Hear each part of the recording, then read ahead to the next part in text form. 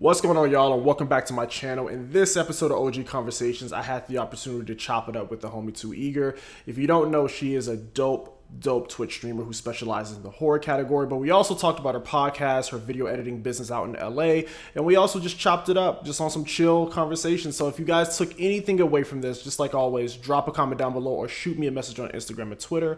Without further ado, let's jump into it. What up, y'all? Olympus Gaming back again.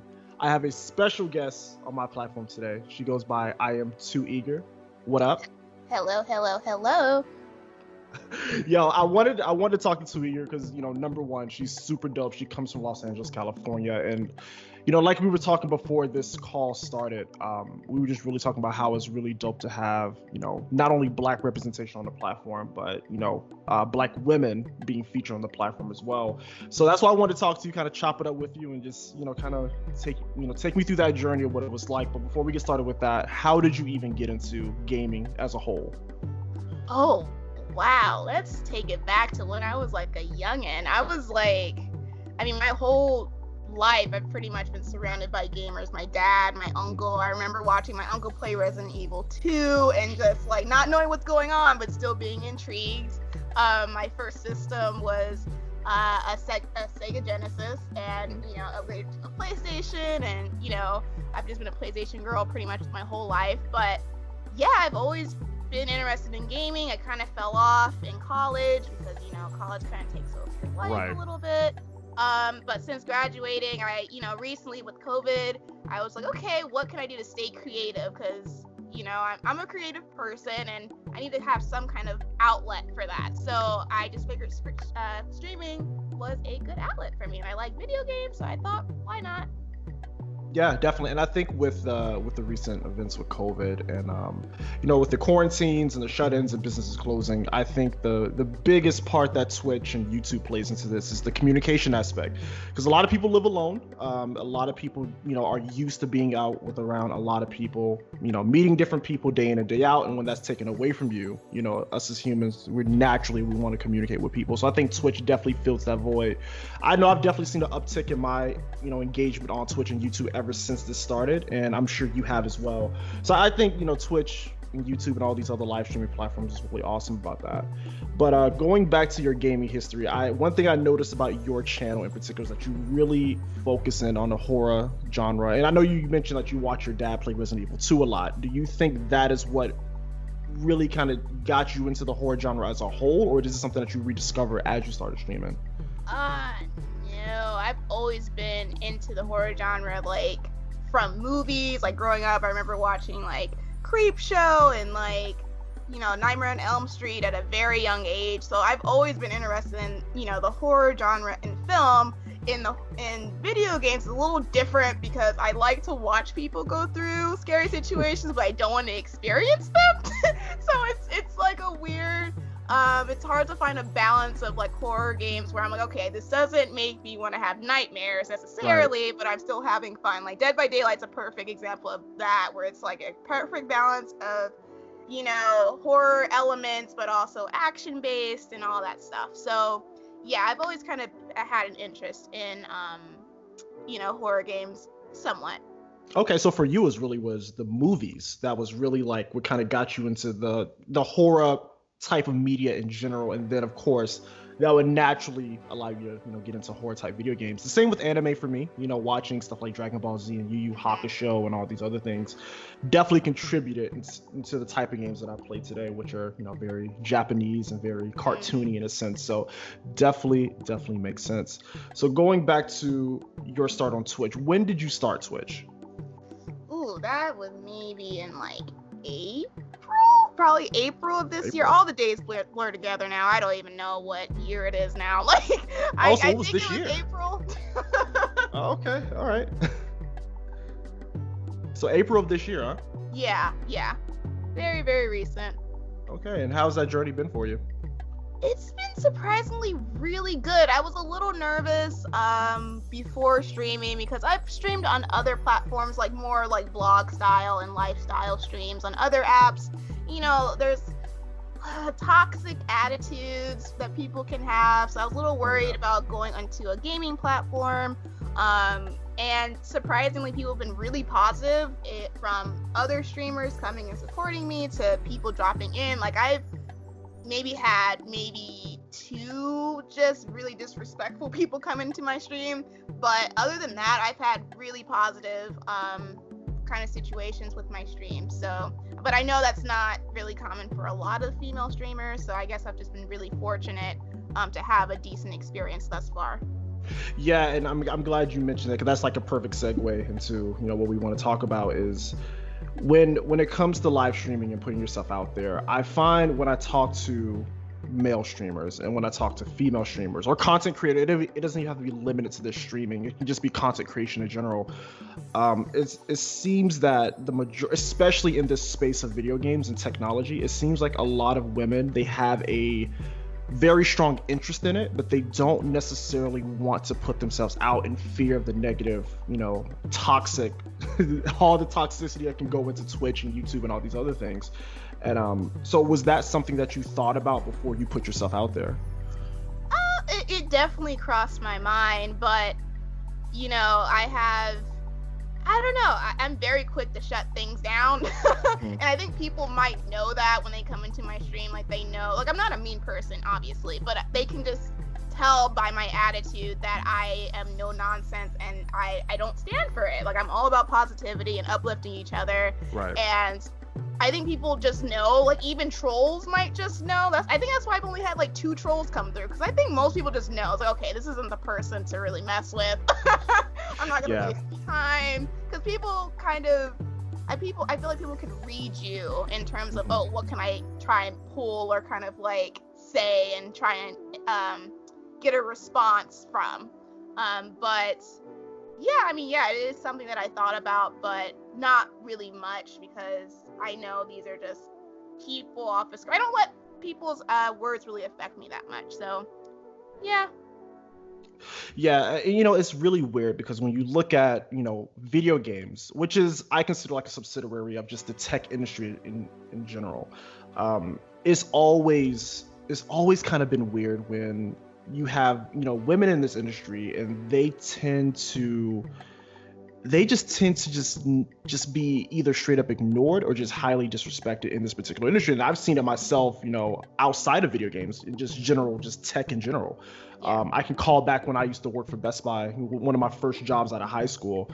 You know, I used to have female employees who were, well, female coworkers who were way better with certain aspects of technology than I was. That these girls could tell you how to break down motherboards and do X, Y, and Z. But you would have customers who were male who would come in, who would ask them a question, they'll give them the correct answer, but they'll turn to me and ask, hey, let me ask you this, and ask me the same exact question.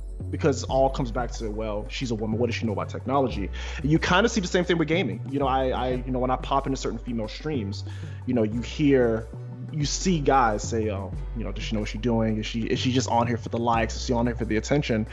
And I guess the thing is, I don't know where this negative connotation came from, you know, and I get technology is a male-dominant industry, but the toxicity aspect of it is something I could just never figure out where exactly it came from. So what do you think, where, from your experiences, you know, coming up as a female gamer, where do you think that this stems from? Oh, I don't really know. I mean, I think it all comes down to like what we see in the media and stuff. Like, who do we see in terms, like, I didn't know there was like a lot of like Black women streamers on Twitch, to be honest. I didn't think that was really a thing, but I, you know, had to dig a little bit.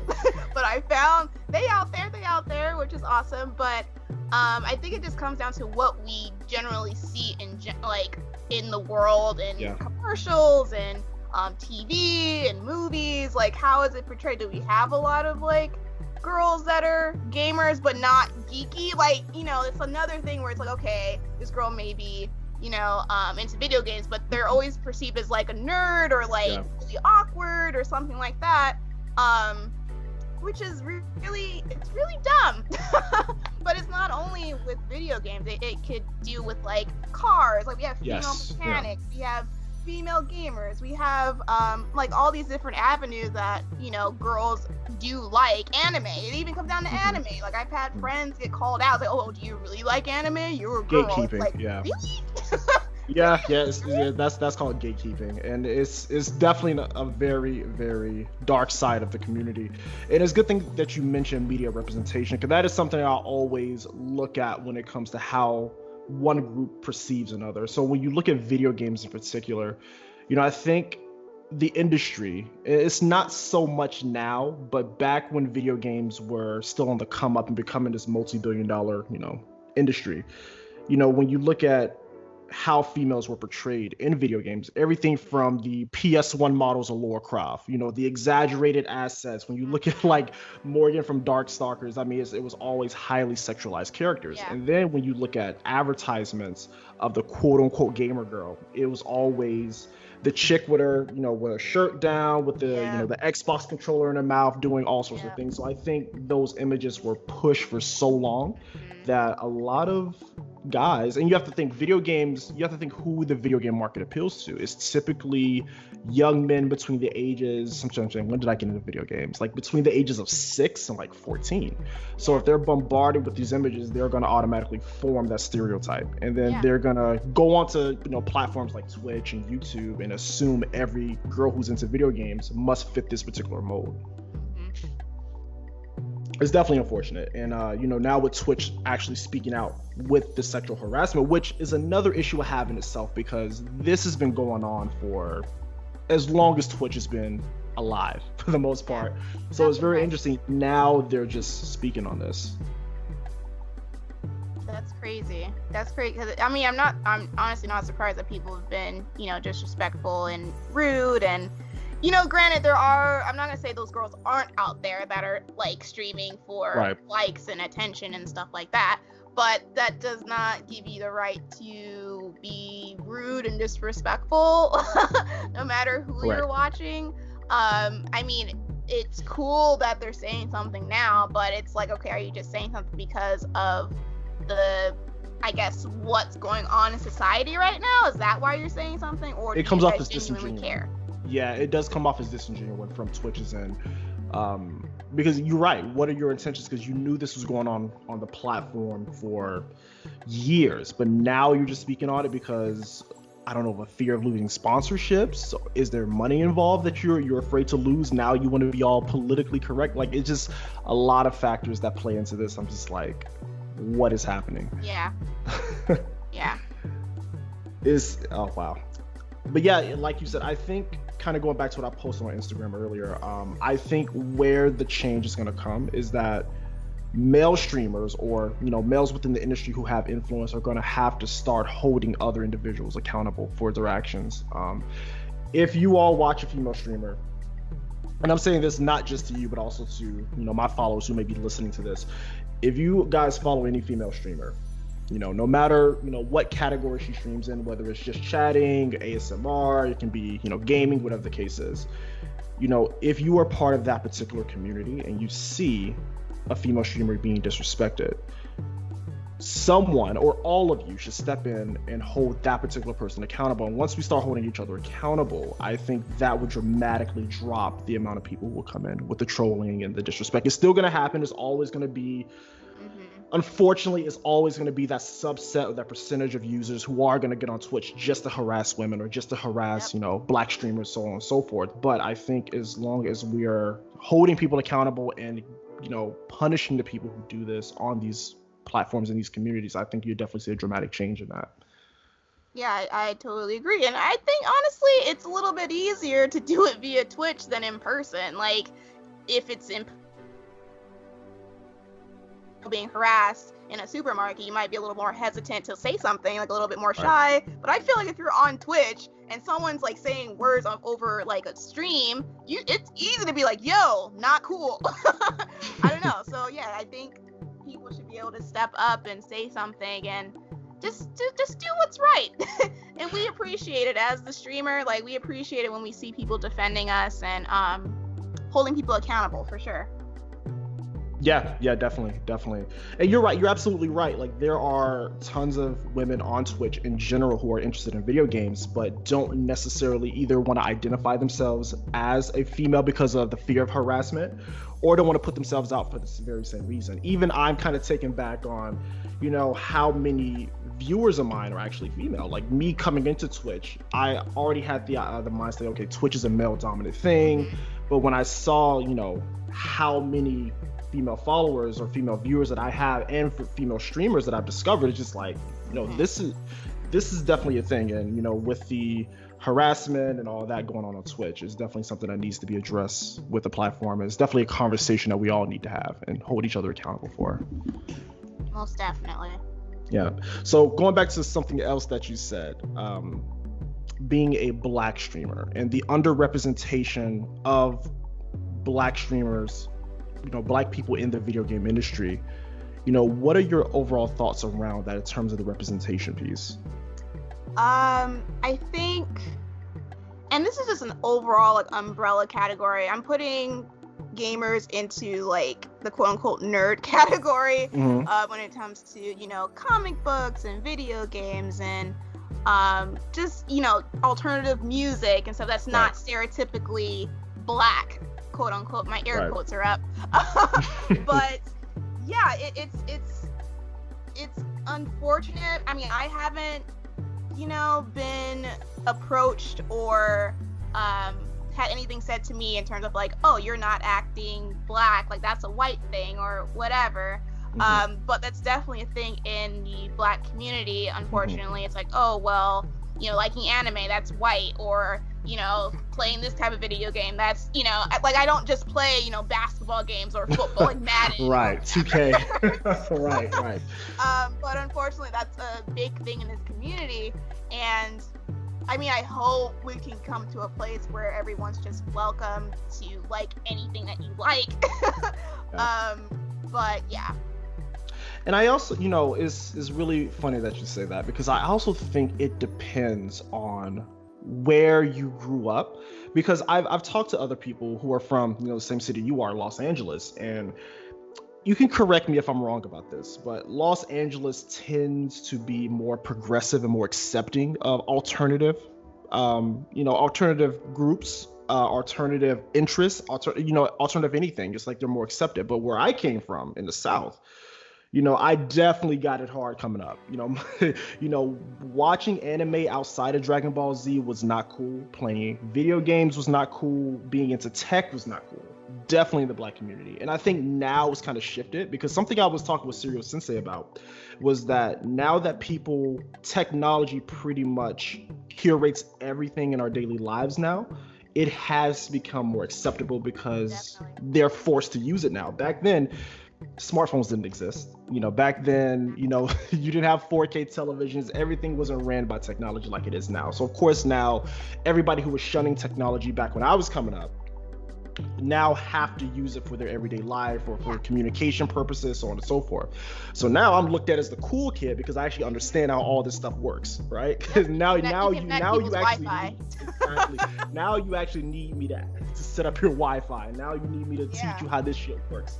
But back then, no, it was definitely something that was looked down upon within the community. Now, like I said, you can correct me about Los Angeles being a little bit more accepting about that. Did you experience anything similar growing up in LA? Me specifically, no. But in terms of LA being accepting, it really depends on the area, because LA, it's so vast, and that's a good thing about LA. It's different communities, different vibes. You have like Koreatown, you have downtown, you have Santa Monica, you have the Valley. Like there's so many different communities and different lifestyles in LA. I kind of grew up all over the place. I originally was like from South LA and kind of like moved from there. But South LA is like, if you guys want to Boys in the Hood type style, I have to have a picture, give you guys a movie reference. So that's kind of like the vibe of what that is. So if you think about, that kind of neighborhood, people, like you said, not really interested in like anime and like that kind of stuff. Like you're just thought of as weird. But I personally didn't come up with any, backlash for liking the things that I liked. My mom luckily is very accepting of me. She was like, okay, my child likes different music, cool. But I have a very close friend, her name is Story, and she a lot of the time like got backlash for like liking comic books and liking video games and liking all these different things, for liking Paramore. It's like, okay, why though?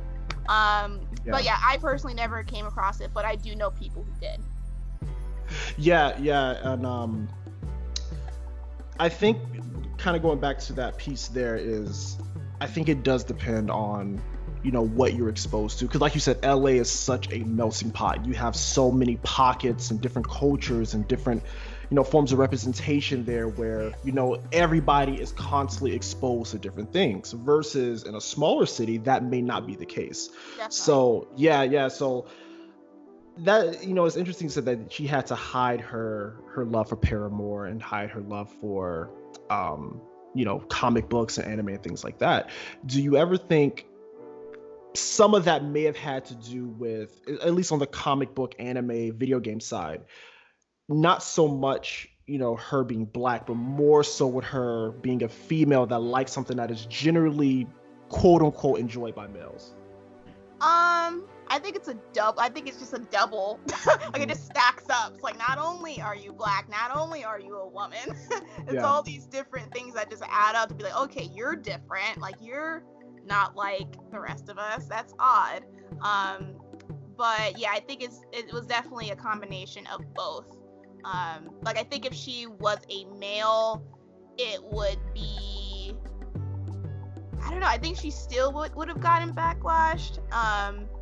But I don't know, like maybe it might not have been as bad. But yeah, that's kind of like my take on it. And unfortunately, she's definitely one of those people that like still did what she wanted to do. Like, I mean, it's just like you like what you like. Like, I'm not gonna pretend I like playing Madden when I don't. you know? But yeah. You just gotta, and that's something I always want to, because a lot of my viewers are very young, and I think that may have a lot to do with the type of games that I cover or the type of things that I talk about. But one thing I've always want to drive home is, you know, never try to camouflage yourself to fit in. You know, if you like Pokemon, like Pokemon. If you like anime, like a lot of these kids that I talk to, they're in middle school, they're in high school, and I'm just like, fam, you're not gonna see these people. More than likely, you're not gonna follow these people after high school. Like right now, I get it. You're impressionable. You want to be the cool kid. I'm going to tell you right now, being the cool kid is not what it's cracked up to be. What you do after that point is what really matters. So if you stay true to yourself, if you stay true to your interests and follow your passions, despite what anybody else has to say about it, you'll be fine. Yeah, seriously. Yeah, it's crazy that kids are still going through that now. You know, with all the information that we have. I imagine it's even worse, like with social media. It's a whole different like beast nowadays. Back in my day, I didn't have Facebook. Like I can't imagine what kids are going through in terms of like, you know, puberty and bullying and all that stuff, like with today's technology going on. And that's the beauty of platforms like Twitch and YouTube, is that these kids, or young adults even, can find a safe space to talk to like-minded people. You know, just kind of thinking back when I was some of these followers' ages, if I had like a Twitch or like some sort of like social network where I can talk to people in real time about things that I'm interested in, you know, that would have definitely helped out a lot, you know, kind of growing up. You know, being able to have that brother figure, especially me being an only child, because me being the only child, like, you're an only child, so you get it. So like being an only child, like you don't have necessarily anybody that you can talk to about this type of stuff, at least not 24/7. So at least with Twitch, you have like that community of people that you can just always pop in and just talk and just have a great time. So I think that has a tremendous amount of value, especially for kids who feel like they can't talk about this stuff to anybody in the real world, so that at least they can come to my stream or your stream and have that outlet. Yeah, like a genuine safe space with other people that are friendly and, you know, without the fear of being judged by anyone. Like, it's very important, and like you said, it's awesome that this platform is here. I mean, YouTube is cool, but it's not, I mean, I do have YouTube Live, but it's nice to be able to like chat with people in real time, and people ask questions and the back and forth, and it's a really nice community for sure, at least from what I encountered. Right, and the beauty that I like is that I love when people are willing to open up to me in Twitch. The fact that people tell me how their day went, or they're telling me about a situation they're going through, or they're asking me for advice on something that I've been through myself, or even like I said, for the younger viewers, who's I have a follower right now who's just now in the 9th grade, just starting high school, and he's just asking me all these questions about, what to expect, and why do I feel like this, and it's great that they can just really open up to me like that, and I can kind of give my advice and my 2 cents, and they listen, and it's just great. So just having that community and people who feel comfortable enough to let you in on their lives, I think that really has a lot of impact, especially for the younger viewers. For sure. Yep. So 2Eager, I see that name a lot. You have it on your Twitch handle, you have it on Instagram. Your email is 2EagerProductions. Where did that name come from? Like, what's the story behind that? Oh, geez. It's a funny story. Okay, so this I went to film school. So, oh my goodness, back in college, I remember, working this film project, and my friend who was working on the project with me was just like, he kind of like slipped up, kind of like messed up in some sort of way, and I remember just saying, man, you were too eager to get this done, like you messed up. And from there I was like, okay, that's a thing, like having that too eager attitude, like wanting to get things done, wanting to like be the best you can be, and like accomplish your dreams and all this stuff. So that's where being too eager kind of comes from to me, and that's just what I've kind of like I've had that name for like maybe 6 or 7 years now, but yeah, that originated back in college. Right, so that happened and that name just kind of stuck and you ran with it. Yeah, pretty much. Okay.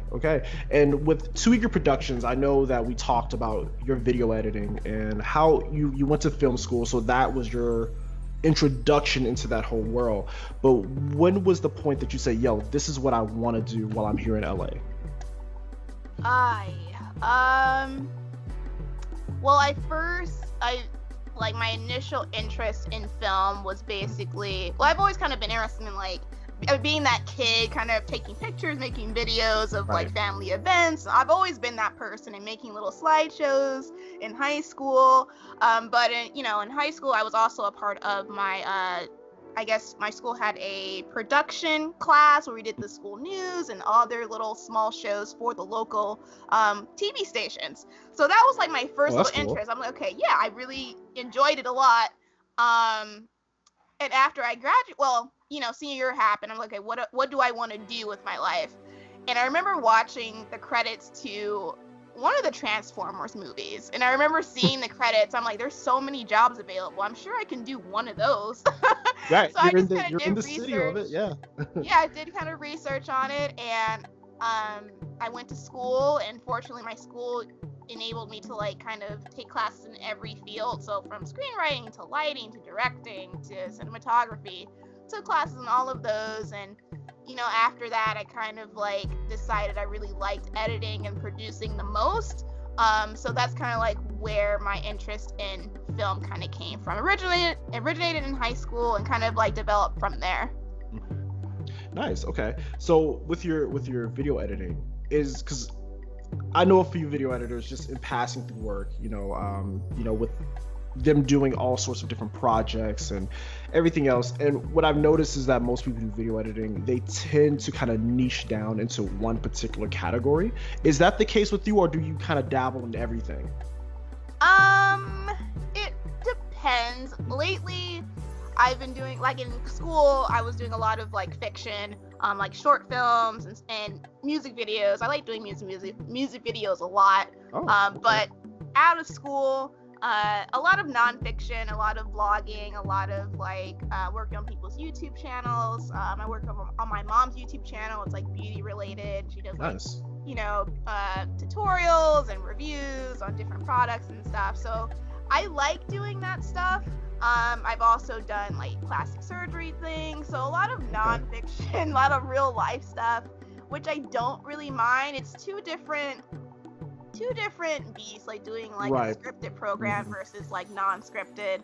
But I do like doing both. It's just, to do something creative and something that has a script, it takes a little bit more brain power for me. So I have to kind of tap into that realm to really do that, versus doing something like a beauty tutorial where it's like, okay, let me just like do these angles and these shots and cut it together and there it is. Yeah, so that's interesting. So you're saying like doing video editing for, let's just say, like a television show pilot, or a short film, or something that's a lot of scripting, a lot of different shots, is more taxing versus you doing, like you say, like beauty tutorials and just doing like plastic surgery, before and after type deals. What is it? So when it comes to the scripted side of things, what is the part that you enjoy the most about that? And also walk me through the parts that you don't necessarily enjoy about the scripted side. I'm gonna ask you the same thing about the other side as well. Okay. For scripted, I really enjoy making characters. Like, if it's scripted, I like making my own content versus like, I haven't really had a lot of experience working on other people's scripted programming, but I love working on my own stuff, and in that process, I really do like making these characters in these worlds and like putting these characters in these situations, and also the casting process. Like, it's awesome being in, having these auditions and like seeing your character right in front of you. You're like, that's it. That's the person that I want. Wow. So that's my most like favorite, I guess, process in regards to scripted programming.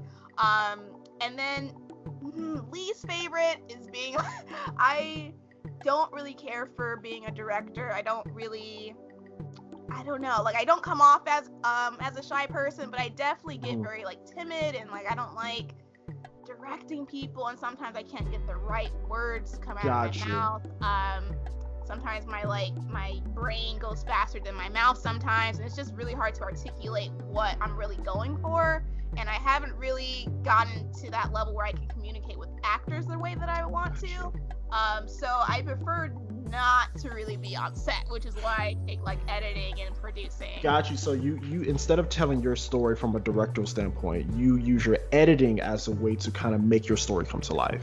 Yeah, exactly. Like, I can kind of like picture out, like, if I'm writing a script, I can kind of see it in my head and kind of edit the way that I can.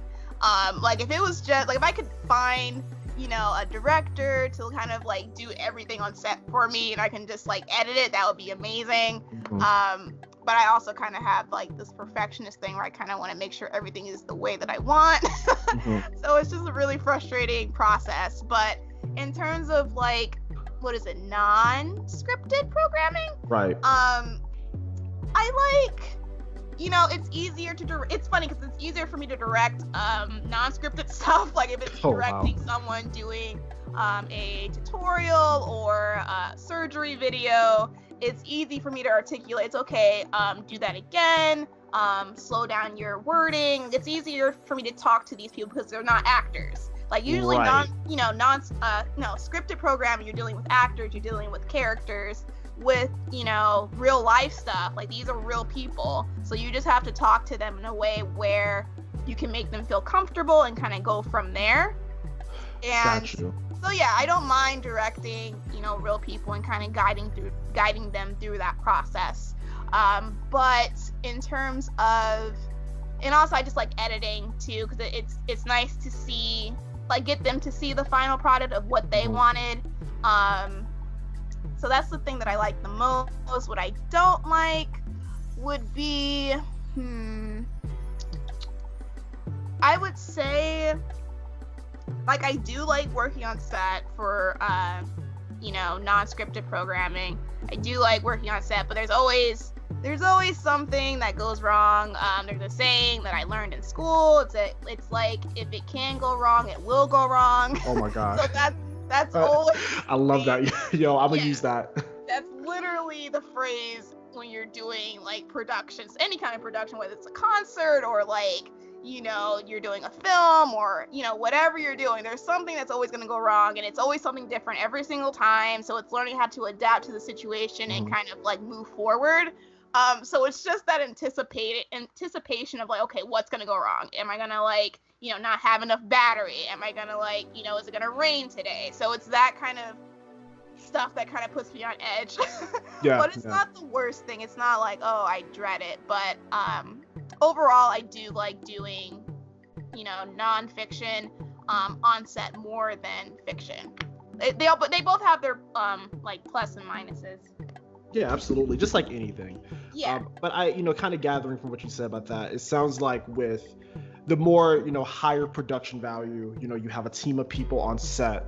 It seems like you're working with everybody who's a expert in that particular film versus you working, just say with, somebody who just wants their makeup tutorial edited, or somebody who just wants like their business videos edited. With the higher production, you always going to have that clash between people. This person wants to do it this way, this person wants to do it that way. You're the editor, so people are kind of pulling you all sorts of directions, where with the more casual things like the makeup tutorials, you're the expert, so they look to you for that direction. They'll pretty much just do whatever that you recommend, so there's really not that pushback there. Yeah, exactly. That's why I kind of like working on my own projects. Like, I kind of like, when I first graduated, I was very, very hesitant to start, doing work outside of school, because I wasn't really confident in my work, and I was like, what if I mess up and all this stuff. So I've never really had the chance to work on a high budget movie set. But I do really enjoy working on a small, intimate set with like people that I know, and like everyone kind of knows each other, and we just have this dynamic where we just flow really well. Like, if I'm working on something, I have a few friends I can just call up and be like, yo, I'm doing this thing, can you help me out? And they're like, sure. And I kind of prefer that than being on, some, Warner Brothers set, and everyone's kind of like hustling and bustling and stressed out and all this stuff. It's just a lot and kind of overwhelming. But the thing that's great is, there's a need for everything, and there's a huge need for, YouTube people who want to get their Instagram. That's a whole nother, like, Instagram, like, we have, what's that, like, the Instagram stories, and like people have, those long formatted Instagram videos. Like, that's a whole different thing on its own. So you don't have to go right into film, and I wish a lot of film students kind of knew that. Like, you don't have to go into movies right away. There's a whole bunch of other avenues that you can take and still make money and still do what you like doing. Yeah, absolutely. Yeah, and especially when you mention the digital age, because now with the, what we have going on with the pandemic, a lot of businesses are now forced to go the digital route. Companies who may have never even considered it before now have to start looking at different platforms, like you said, like a YouTube or like an IGTV or any video distribution platform. And I think it's a lot of value in what you said, because a lot of people who get into video editing, they only focus on the high production value, super scripted, super polished. But little do they know is that if you look at the numbers for, let's say, Instagram or YouTube, most people are consuming their media through those avenues versus the big production, television, scripted movies, things like that. So there's an ideal that, in your line of work, LA is the place to be. It is like the media hub. Everybody wants to be there. From your experience, how has it been with your line of work in Los Angeles in terms of like demand, competition, anything else that comes with that? Oh my goodness. That says it all right there. To put things in perspective, you guys. So I graduated from film school 2016. I did not start freelancing full time until January 2020. Wow. So 4 years. it is not easy to find work out here. It is so insanely concentrated. You will find a lot of people that want you to do free internships for like 20 hours a week. I've seen 30-hour a week free internships. It's insane. And you just have to, I just tell people to just keep trying. I literally would just check job boards for like every 30 minutes pretty much, because once you hit a certain time passing, there's gonna be like 100 people already applied to that job. So wow, it's just a numbers game. It's just playing by numbers, And then it's definitely who you know. Like, that's not a rumor. Yes. That's most definitely That's a fact. a thing. It's very unfortunate. But yeah, it's not easy.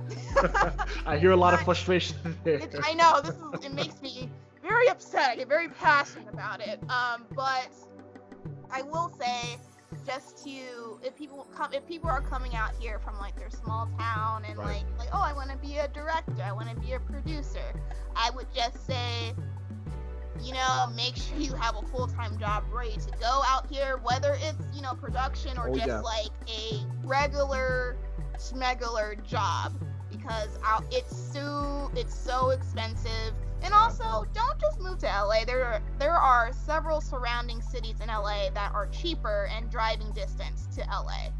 People think of California and they think that LA is the only thing that's out here. It's like, no, we have several different cities that you can go to that you'll pay probably like $500 cheaper for rent for the same amount of space.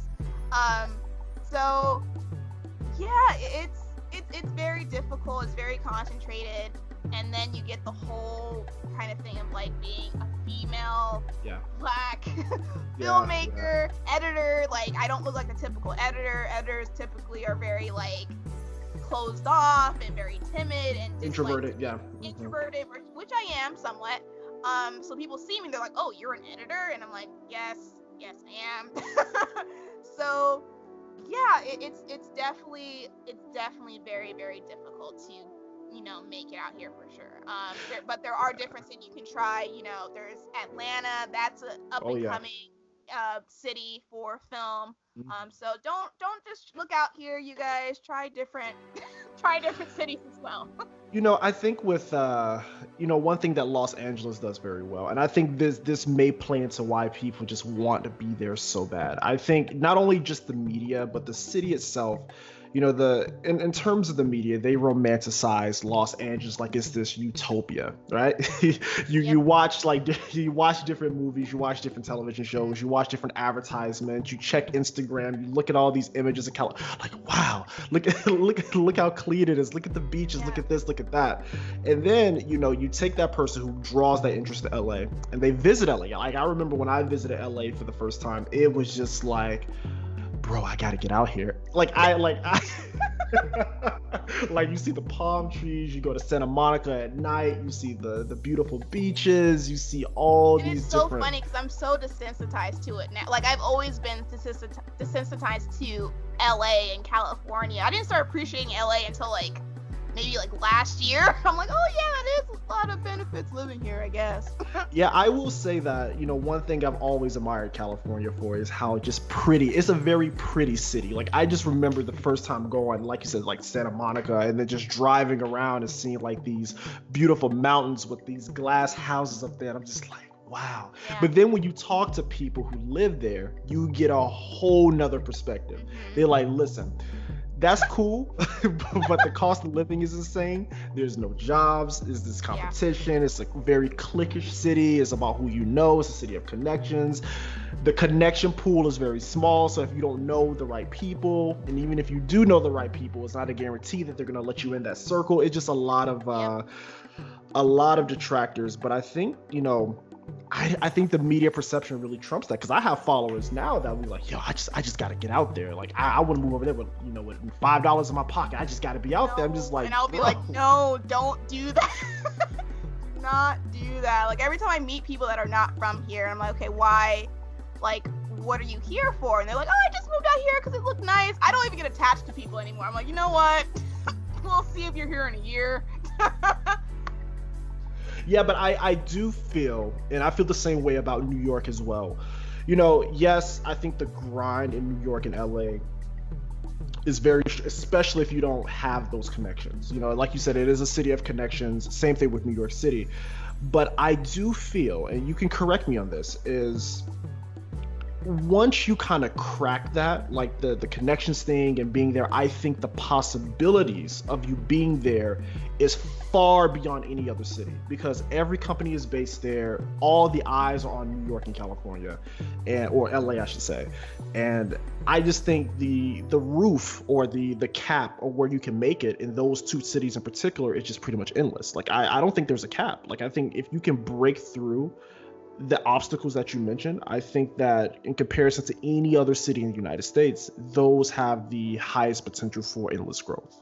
Yeah, no, I agree. And it definitely, like, once you get your first big gig, at least as a production person, like if you're a PA or an assistant of some sort, once you get that first big gig, you're pretty much okay. It's just a snowball effect, because this person tells another person, and then that person tells another person about you, and you just keep working from there, because they see that you're a hard worker, and they're like, okay, we want to keep this person around. So yeah, once you get that first gig, you're pretty much that, but it's about getting that first gig is the problem.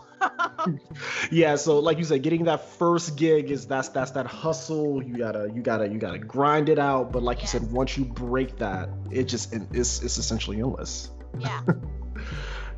So as far as outside of video editing, what other struggles in general have you had living in Los Angeles? Because LA is always something that I've just been super curious about. And even with my current job now, I keep hearing like, oh, if you want to make it past this point, you gotta move west. I'm like, I don't know about that.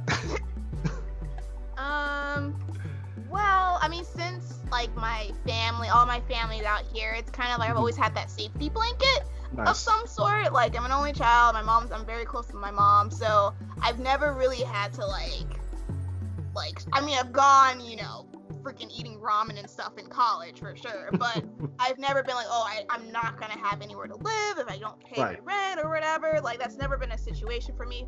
I'm very appreciative of that. But I would definitely say it's looking for work is difficult, not only for film, but any like basic jobs as well, because the influx of people coming in and the number of jobs available is kind of like not even. So looking for work that you enjoy doing is very difficult.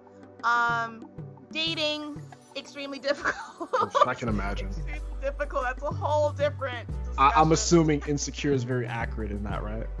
I have actually never seen Insecure. It's on my list. Really? Okay. It's on my list. We talked about this, yes. Yeah, it's on my list.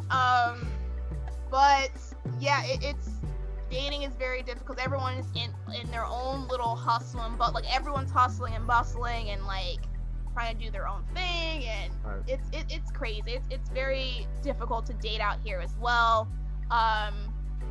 But overall, like once you find a job that is able to, support you financially, you're pretty much decent. Like the like we have a great train system and bus system, so you don't really need a car necessarily. Weather's great, so I haven't. Best I don't weather know. in the world. Yeah, it's Best here. weather in the world. I envy California. Like one thing I can always say is the weather is amazing. Like it's never too hot, it's never too cold. It's just right year round. Yeah, I mean, I like to complain. I'm like, oh, it's like 100 degrees, and I get people from Arizona. It's like, okay, you need to calm down. I'm like, okay. Trust me, you come to Houston, I don't even want to get into that. It's ridiculous. But that's cool. So what are your long-term goals with your, I know you said you do freelancing for video editing, full time now. What is your long-term goal? Like, I always say, things are ever evolving, things are forever changing, but where do you see yourself taking this business? Let's just say in the next 5 to 10 years. In the next 5 to 10 years, I mean, when I started in January freelancing full time, like I said, I was working for a plastic surgeon, and I really enjoyed doing that, and I kind of hoped I would kind of branch out and get more clients with that, because it was something that, didn't overwhelm my life, so I could work on passion projects. And that's kind of like my dream, is to do stuff that, can support these passion projects that I really care about. Like I have a podcast, I have these scripts for shows that I want to do and stuff.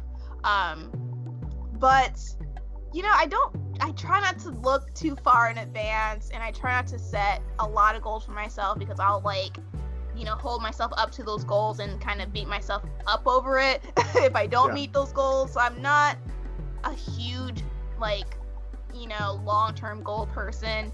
But I just kind of work monthly. That's how I do monthly goals. Yeah, that's kind of how I live my life, to kind of not overwhelm myself. But yeah, I hope to kind of have a good 2 or 3 clients that I regularly work for, and I can just work 30 hours a week and just be chill, and I can just travel and see the world and do other stuff that I want to do. Right. Okay. Yeah. So it sounds like you just want to be able to, create your passion projects and, do the type of content that you love and still make a living doing that particular type of content. Yeah, exactly. I never want to work a job where I don't like being there. I mean, I've worked, minimum wage jobs since college and stuff. And, even when I was working minimum wage jobs, I never worked a job that I hated. I never would stay somewhere that I did not like. I would just bounce and dip. And I want to do the same thing with film. I don't want to edit a project that I don't want to work with a client that I don't like. I don't want to be in that position. I just want to work, with people that are chill and just, be decent. Yeah. I totally understand that. I always tell, it's great that you take note of your goals, and I always tell people it's really a marathon, it's not a sprint. So I have people who get so angry about, I didn't hit this particular goal by this time. I was like, you can't put a time limit on this. There are going to be some months where you grow like crazy. They're going to have your slow months. So it's always good to look at it from a long-term perspective versus looking at it short-term, saying I got to hit this amount of followers by this time. There's no timeline for this. You just do it because you love it. You do it because you have a passion for it. You do it because it's self-fulfillment for you. And that's the same thing with Twitch, YouTube, like you said, with your video editing, anything that you get yourself into, you do it because you initially love it. And when you do that, growth, it'll come, but it's not the reason why you go out and do these things. Yeah, exactly. I do Twitch because I genuinely like gaming, and I like talking to people, and I like interacting with people. I don't go on Twitter I just want to be insta famous. That's not why would I want that? I like interacting with people. I like screaming at my TV and stuff like that while playing video games. That's why I do it. Yeah. So your passion for video games and film, have you ever thought about merging the two? Maybe trying to find placement within the video game industry and be that voice for young Black women who are just like yourself, who have interest in, like you say, anime, video games, film editing. Have you ever thought about, maybe pursuing a career in another avenue or passion that you love, which is video games in this regard? I mean, it would be amazing if I could, grow my community to a bigger level, because I would love to be that person that girl can look up to. It's it is cool to video games and anime and all this stuff, and be a decent person. Yeah. So yeah, I mean, I would love that. I mean, it is I am affiliate on Twitch right now. Reaching partner would be amazing. It's a little overwhelming to think about right now. Oh my God, to reach that goal. But I mean, honestly, I've thought about this recently, being a Twitch partner, and I look at these big streamers and with 500 people watching their stream, 1,000 people watching their stream, and honestly, I see that, and I don't see how people can interact with. As a streamer, I don't know how you can interact with your people if there are just comments coming through like a waterfall. It seems so overwhelming and daunting. So I kind of thought about just staying in the realm that I am, of just that level where I can interact with people one-on-one, and I can see and communicate and stuff, because I see these other streamers and it's there's no way you can talk to people. You just see a bunch of messages going through and you can't keep up with it. So I mean, no, there's nothing wrong with being a Twitch partner. It's totally fine. I mean, money is nice. But for what I want to do, I want to talk to people and interact with people, and I'd rather not get into that level of things. But I do want to be that positive influence on people that want to see someone like them on Twitch. Yeah, absolutely. And is great that we're having to talk about representation on Twitch, because I do feel like, African Americans, Black people as a whole, we are underrepresented in the mainstream and also in video games as well. I mean, when you think of like Black video game characters, like main characters, there's not a lot that comes to mind. Usually we have an Asian protagonist, or we have, a cast full of white characters, and it's not really somebody who, looks like me or you. Now, when you do have Black characters, it's always in that stereotypical limelight, unfortunately. I think, when you think of like Black main characters, a lot of people think about, and I've actually asked people this before. I'm like, hey, when you think of a main character in a video game that is Black, who is the first person that comes to mind? CJ from San Andreas. I thought of Sheva from Resident Evil 5, but that's just me. Because you're a Resident Evil fan. Yeah, I mean, there's so many things. I mean, you have Barrett from Final Fantasy VII. You have, I can't think of what is her name? Nadine from Uncharted, if I'm getting that right. Yeah, Nadine from Uncharted. Then you have the woman from Tomb Raider. So it's there, but not in the same fashion. But I think that we are slowly starting this conversation and, just pushing the message forward that we need representation in these spaces. Yeah, most definitely. And then we're seeing games that you can customize your character to have darker skin tones, like Sims and stuff, which is awesome.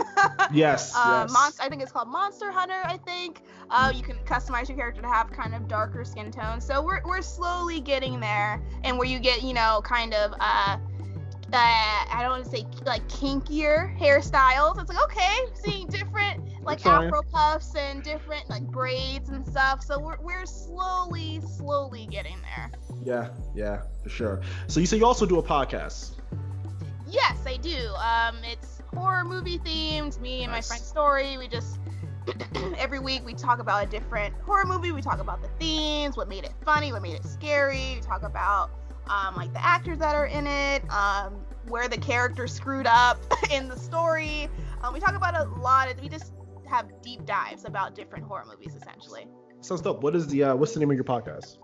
It is called GoreFriends, and it's on, all the main kind of streaming platforms, Spotify, iTunes, all that good stuff. We've been doing that for a little over a year.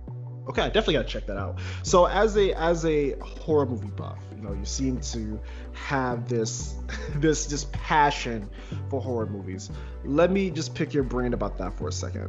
What do you feel makes a great horror film? Because there's a lot of debate about this. For me personally, when I watch a horror film, I don't want to call myself a snob when it comes to movies, but I tend to watch things a lot more critically than my peers. So when I watch a horror film, I consider a good horror film something that's more atmospheric. Jump scares won't do it for me.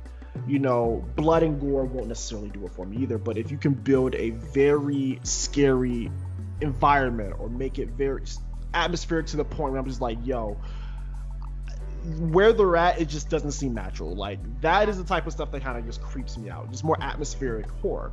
But in your opinion, with you being way more in tune with the horror scene than me, what makes a great horror film and what makes a terrible horror film?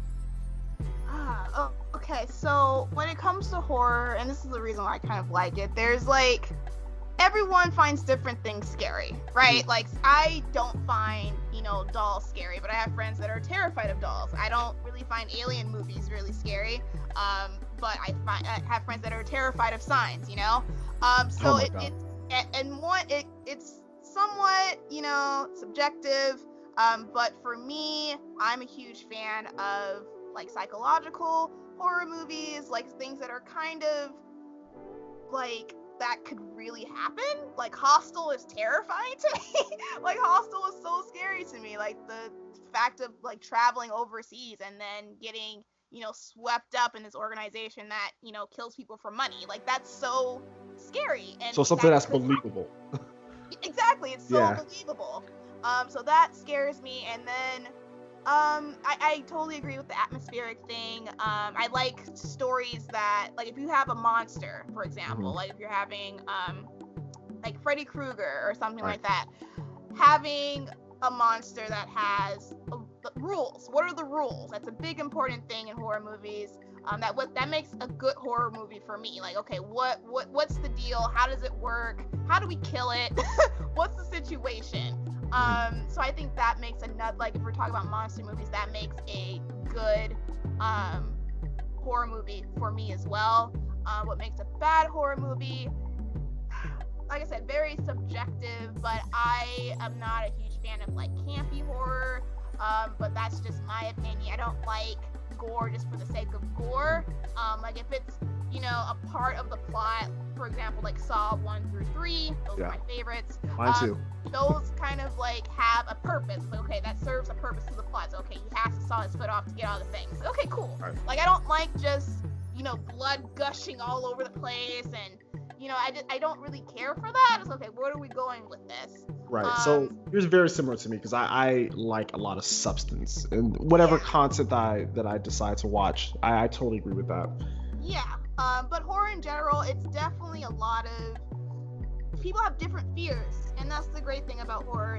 It's going to see what people are afraid of. It's like, okay, are you afraid of a flesh-eating disease like cabin fever, or are you afraid of this demon stalking you like It Follows? So there's a lot of different, like, I know people that didn't think It Follows was scary at all, but I love that movie so much. So it's definitely subjective in terms of horror a lot, and I think of course acting plays a part in it, and having characters that are somewhat believable in their actions, because no one likes to just yell at a screen for an hour and 30 minutes. Okay, what are they doing? Why are they doing that? That's so dumb. Like, why? Yeah, so that also plays a part in it. Having realistic characters acting realistic, and acting plays a great part in it too. Music, big important thing. Music, scores. Sound direction. Yeah. So yeah, those are kind of like my bullet points of like what makes a good and a bad horror movie. Yeah, and just to kind of touch on the atmospheric, a recent movie, I believe it's called A Quiet Place. It's kind of like the perfect example of something what I mean is atmospheric. You have like the supernatural being or beings out there, and they pretty much prey or gets triggered by noise. So the whole society has to stay quiet in order not to get captured by these supernatural beings. So there are ways that you can do supernatural stories and still make it somewhat believable and still kind of build that atmosphere. And I think the biggest issue I have with a lot of horror movies, it just kind of seems like if it's not a remake or a reboot, it just seems like we just have a very common theme with certain tropes, zombie films. I'm just like, I'm over it. I think as in film and television, we just had an oversaturation, overexposure to zombie films, stuff like Walking Dead. And then you had, World War Z and all these different zombie films. It's just kind of over the whole zombie genre. But a lot of the horror movies in more recent time just seems to be a little formulaic at this point. And what is your opinion? And is it just the big box horror films, or is there pockets to where horror is doing something unique? Because if I want to watch something more unique, I tend to watch more foreign stuff, J horror or stuff from like overseas or in general. Yeah, I do think, of course, we have the mainstream like campy horror, like Ouija board and like Annabelle movies. So there are and I feel like those are more geared towards teens in general. Like it's not meant for like all of us to be like, okay, cool, let's go see this movie. I mean, some people do like the jump scares every 10 seconds. No, like that's cool, do you? But I do think since I would say around Get Out, we've kind of seen a wave of like smarter horror films, because horror films used to only come out in October. It was only Halloween time. That's the only time we saw a new Saw movie every year. That was like guaranteed.